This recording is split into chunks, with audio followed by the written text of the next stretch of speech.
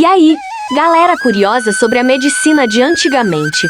Hoje vamos embarcar numa jornada maluca pelo mundo das táticas médicas do passado que, olha, prometiam curas milagrosas.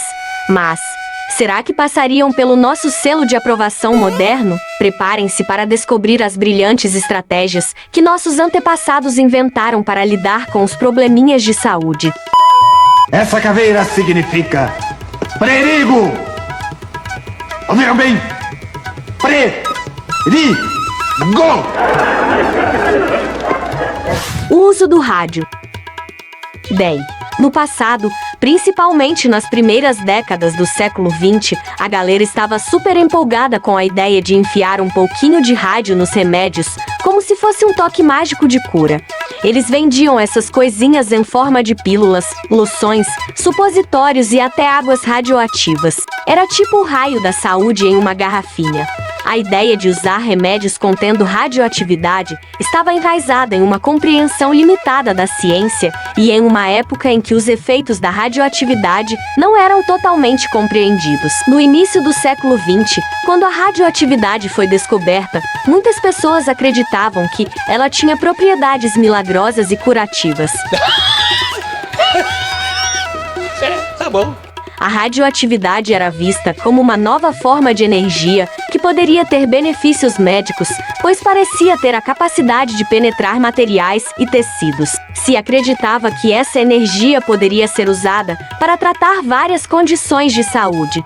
Ademais, a radioatividade também era associada a substâncias naturais, como a água termal radioativa, que era considerada terapêutica em algumas regiões.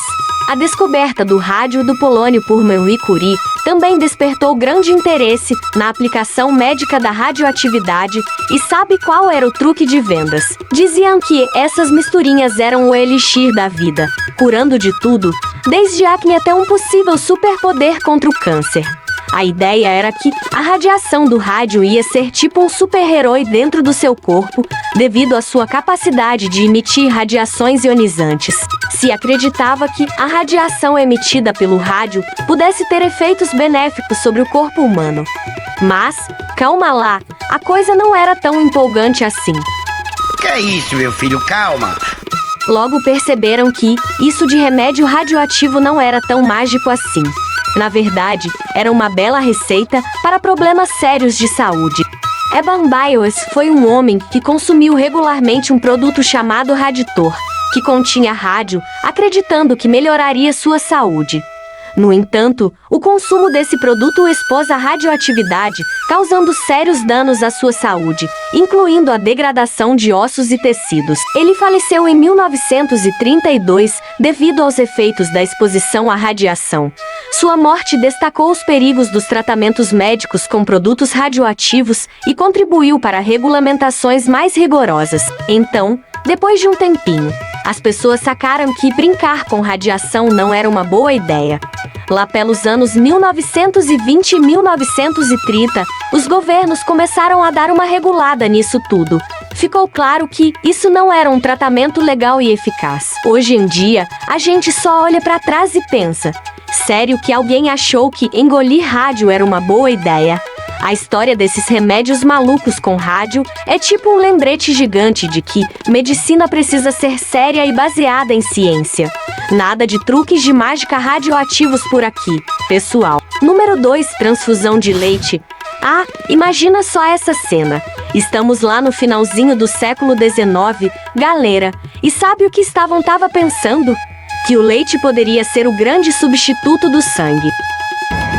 Ei, que viagem é essa? É isso mesmo, meu amigo, leite. Naquela época, ainda não tinham descoberto que havia grupos sanguíneos diferentes. E a teoria era a seguinte: aquelas qualidades oleosas e cheias de gordura do leite seriam transformadas em glóbulos brancos se usava o leite da vaca ou ovelha. Os mocinhos que lutem contra as infecções. Fala sério, né? Aí, o pessoal resolveu fazer umas transfusões lácteas. A incrível ideia de gênio surgiu com os médicos James Bava e Edward Hader, que injetaram leite em pacientes de cólera durante uma epidemia em Toronto. Imagina você lá deitado, e alguém chega com uma seringa de leite e diz: vamos lá, isso vai te dar um gás. Mas olha, nem tudo foram flores. Algumas tentativas até deram uma melhorada momentânea nos pacientes. O primeiro paciente a receber leite chegou até a sobreviver. Mas mesmo que os 5 seguintes viessem a óbito, o tratamento se popularizou. Teve um caso que é quase roteiro de filme. Depois de injetar leite, o paciente ficou com o coração quase parando. Ficou tão feio que teve que rolar uma ressuscitação digna de Hollywood e com morfina e uísque entrando em ação. E aí, o desfecho. O pobre coitado só aguentou mais 10 dias e foi dessa pra melhor. No fim das contas, a ideia das transfusões de leite acabou indo pro ralo. Não tinha muita ciência nisso. Não, você é burro, cara, que loucura. Como você é burro. Que coisa absurda. Isso aí que você disse é tudo burrice. Burrice. Eu não consigo gravar muito bem o que você falou, porque você fala de uma maneira burra.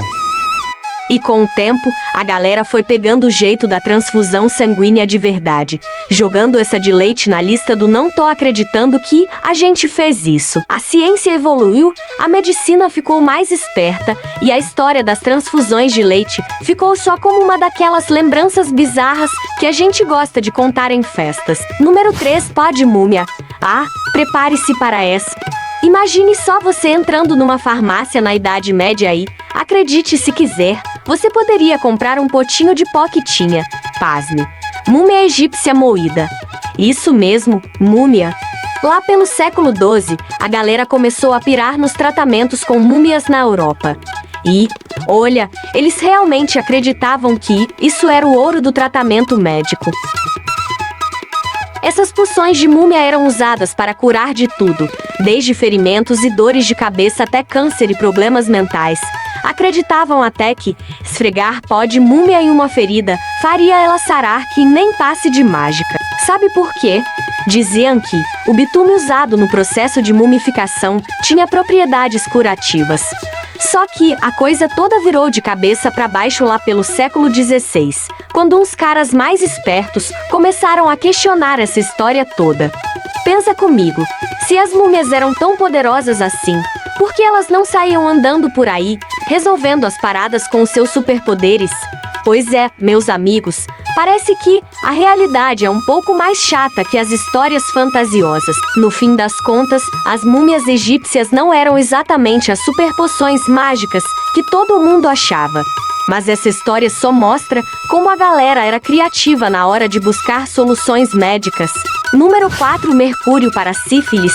Ah, prepare-se para essa viagem no tempo da medicina. Então, lá pelos séculos passados, quando a sífilis estava à solta, o Mercúrio entrou em cena como a grande salvação. No auge da era do Mercúrio, como tratamento para a sífilis, que aconteceu principalmente nos séculos 16 ao 19, o Mercúrio era considerado o elixir mágico para curar essa doença. As pessoas acreditavam que o mercúrio tinha propriedades milagrosas de cura. Então, ele começou a ser usado de várias maneiras, embora não tão mágicas assim. O tratamento era um tanto quanto peculiar. Os médicos, ou curandeiros, prescreviam doses altas de mercúrio. Pacientes eram submetidos à ingestão de preparados de mercúrio, aplicação tópica de pomadas de mercúrio na pele, ou até mesmo banhos em banheiras cheias de uma mistura de mercúrio. Mas, claro, nem tudo era festa. O mercúrio é altamente tóxico e o pessoal não fazia a menor ideia disso na época. O problema é que o mercúrio é altamente tóxico para o corpo humano. A longo prazo, ele pode causar danos irreparáveis aos órgãos, especialmente aos rins e sistema nervoso. Os sintomas da intoxicação por mercúrio incluem tremores, problemas neurológicos, dores intensas e até mesmo a deterioração dos dentes. E o que é pior, muitos pacientes tratados com mercúrio acabaram morrendo devido aos efeitos tóxicos. Mas o mais curioso é que o mercúrio às vezes parecia funcionar a curto prazo. Isso provavelmente se devia ao fato de que o mercúrio tem propriedades antibacterianas, então ele realmente matava algumas das bactérias causadoras da sífilis. Mas esse sucesso temporário muitas vezes era superado pelos efeitos tóxicos do próprio mercúrio. A sorte é que a medicina evoluiu e hoje em dia a gente sabe que mercúrio não é lá uma boa ideia para tratar sífilis ou qualquer outra coisa. na verdade. Então, é mais uma daquelas histórias bizarras que a medicina antiga nos proporcionou. Número 5. Cigarros para asma. Ah, segura essa pérola histórica. Já pensou em usar cigarros como uma cura para a asma? Você não ouviu errado. Num passado não tão distante, teve um anúncio todo empolgado promovendo os cigarros como a salvação para quem tinha asma. Eu tô passada, chocada. Meu Deus. Jesus. O engraçado é que a gente sabe bem hoje em dia que eles fazem exatamente o contrário e podem até piorar as crises de asma. No passado, os cigarros para asma eram considerados terapêuticos. A asma é uma doença crônica que obstrui os brônquios, causando falta de ar. Geralmente, é alérgica e pode piorar na primavera e no outono. Os cigarros daquela época eram diferentes dos comercializados atualmente, sendo fabricados justamente para tratar a asma. Nos cigarros para asma, usavam uma planta chamada estramônio. Ela continha substâncias que evitavam a constrição dos brônquios, ajudando na falta de ar. Hoje sabemos que essas substâncias bloqueiam a broncoconstrição, que é o estreitamento dos brônquios, que acontece durante crises asmáticas. Isso facilitava a respiração. O mais bizarro é que já sabiam lá atrás que os cigarros não eram lá essas coisas. Olha só essa história. O Dr. W.A. Evans escreveu um artigo contando que uns pesquisadores chamados Parkinson e Coulthard fizeram um experimento onde as cobaias ficaram sem ar ao fazer esforço. Alguns sentiram dores no peito, outros tinham palpitações e outros ficaram com uma tontura danada na cabeça. Imagina o pessoal dando aquela enrolada no cigarro e depois se perguntando por que estavam se sentindo estranhos. Os cigarros da asma deixaram de ser usados, obviamente, devido à sua pouca eficácia e aos efeitos negativos sérios que causaram, como confusão mental, alucinações e outras reações que afetam a mente. Número 6. Xarope calmante da Sra. Winslow. Sabe aquele xarope tranquilo da Sra. Winslow? Bem, ele era tipo um coringa para bebês no século XIX. Desde os primeiros dentinhos até as aventuras intestinais, esse elixir prometia aliviar todos os perrengues infantis. O xarope era vendido pela bagatela de 25 centavos de dólares. Mas a pegadinha estava nos ingredientes desse caldo. Você não vai acreditar, mas tinha uma dose generosa de álcool ali dentro. Imagina só, os bebês ficavam provavelmente tontos de sono e aí... Ufa, apagavam. E tem mais, a parte mais emocionante. Morfina. Isso mesmo, a mesma coisa que é usada como analgésico mega forte. Os pequenos deviam ficar mais tranquilos que um gatinho no sol da tarde. O pior é que nessa época, a regulamentação de remédios não era lá essas coisas. Basicamente, podia vender qualquer coisa e chamar de remédio. Aí, você pode imaginar o que aconteceu quando alguém olhou mais de perto para a fórmula mágica da Sra. Winslow. A galera deu o nome de assassinos de bebês para esses xaropes. E se você valorizava a saúde e a vida do seu pimpolho, a recomendação era clara. Passa bem longe dessa mistura. A boa notícia é que, com o tempo e um pouquinho de bom senso, essas ideias malucas foram por água abaixo. A ciência avançou e a regulamentação ficou mais séria, banindo essas bombas relógio disfarçadas de remédio. Então, a história do xarope tranquilo da Sra. Winslow é um lembrete engraçado de que nem tudo que brilha é ouro e nem todo xarope é remédio de verdade. Melhor confiar nos especialistas quando o assunto é saúde dos pequenos, né? Número 7. Soprar fumaça de tabaco.